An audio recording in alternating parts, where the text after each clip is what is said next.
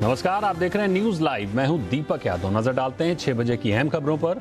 UP के बहुचर्चित Gomti river front घोटाले में सीबीआई ने बड़ी कार्रवाई की है। आज सीबीआई की टीम ने कई आरोपियों के ठिकानों पर छापेमारी की है। आपको बता दें कि शुक्रवार को करीब 190 लोगों के खिलाफ एफआईआर दर्ज की गई। वहीं आज सुबह सीबीआई ने उत्तर प्रदेश के अलावा राजस्थान और पश्चिम बंगाल में 40 जगहों पर एक साथ छापेमारी की। यूपी में लखनऊ के अलावा नोएडा, गाजियाबाद, बुलंदशहर, रायबरेली, सीतापुर, इटावा, आगरा में भी छापेमारी चल रही है।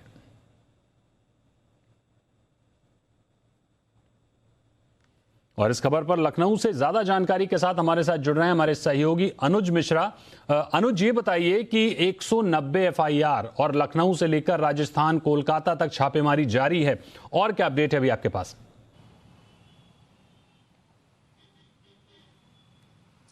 जी देखिए, सीबीआई की टीम आज सुबह से ही तमाम जगहों पर रही थी। करीब 40 से ज़्यादा जगहों पे ये छापेमारी की गई थी, जिसमें उत्तर प्रदेश समेत कई और राज्य थे, जिसमें राजस्थान, पश्चिम बंगाल, इन तमाम जगहों पर सीबीआई की टीम जो है सुबह ही पहुंची थी। तमाम तरीके के दस्तावेज जो हैं वो वहां से इकट्ठा किए गए हैं। साथ ही साथ जो वहां पे लोग थे उनसे पूछताछ की गई है। जिस तरीके से ये पूरा मामला था, साल 2017 में जब उत्तर प्रदेश में योगी आदित्यनाथ की सरकार आई, चूंकि सपा सरकार का ये ड्रीम प्रोजेक्ट था, 1513 करोड़ रुपया जो है वो फंड इसके लिए रिलीज होना था, जिसमें से 1437 करोड़ रुपया खत्म हो गया था। यानी 95% पैसा जो है वो खत्म कर दिया गया था। बावजूद इसके जो काम हुआ था वो करीब 60% हुआ था। इसी वजह से जब योगी आदित्यनाथ की सरकार आई तो उन्होंने ये देखा कि कहीं ना कहीं इसमें धांधली नजर आ रही है, जिसके बाद पूरे मामले की तफ्तीश जो है वो शुरू की गई। बाद में ये पूरा मामला जो है वो सीबीआई को सौंपा गया। सीबीआई लगातार मामले में तफ्तीश कर रही थी। शुक्रवार को सीबीआई ने इस बाबत मामला दर्ज किया। करीब 190 लोगों के खिलाफ ये मामला दर्ज किया गया और उसके बाद आज सीबीआई ने सुबह से ही ताबड़तोड़ कार्रवाई शुरू की। जाहिर सी बात है, अगर इस पूरे मामले की हम बात करें तो इसमें कई तरह की धांधली जो है वो देखी गई थी। 800 टेंडर निकाले गए थे, जिसमें से ये देखा गया था कि कुछ जो डिफाल्टर कंपनियां थी, जिनको टेंडर देने के लिए जो नियम थे उसमें बदलाव किए गए थे। ये तमाम चीजें जो थी वो देखी गई थी। साथ ही साथ विदेशों से महंगा सामान लाया गया था।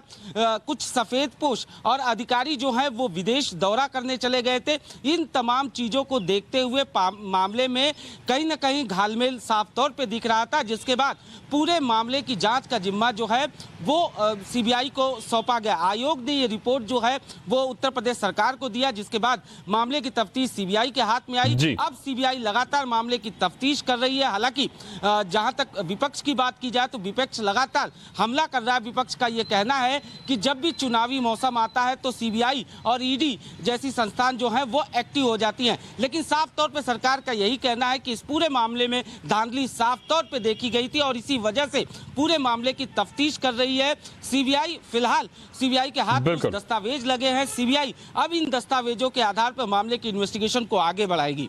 जी, ये जो 190 लोगों के नाम एफआईआर हुई है, ये 190 नामों में बड़े नाम कौन कौन से हैं? क्या अधिकारी लोग हैं, जो सरकार से जुड़े हुए लोग हैं, या जो ठेकेदार हैं, कॉन्ट्रैक्टर्स हैं, डेवलपर्स हैं? कौन लोग हैं 190 में? कुछ बड़े नाम आपके पास हैं?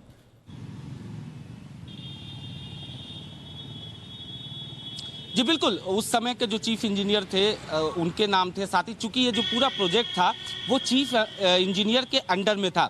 जो 190 एफआईआर लोगों के खिलाफ एफआईआर दर्ज हुई है, उसमें से 16 ऐसे लोग हैं जो पब्लिक सर्वेंट है, यानी सरकारी कर्मचारी थे, जो इंजीनियर थे, जिनके अंडर में ये प्रोजेक्ट चल रहा था। साथ ही साथ उसके अलावा 173 से ज़्यादा प्राइवेट कॉन्ट्रैक्टर हैं जिनको ठेके दिए गए थे।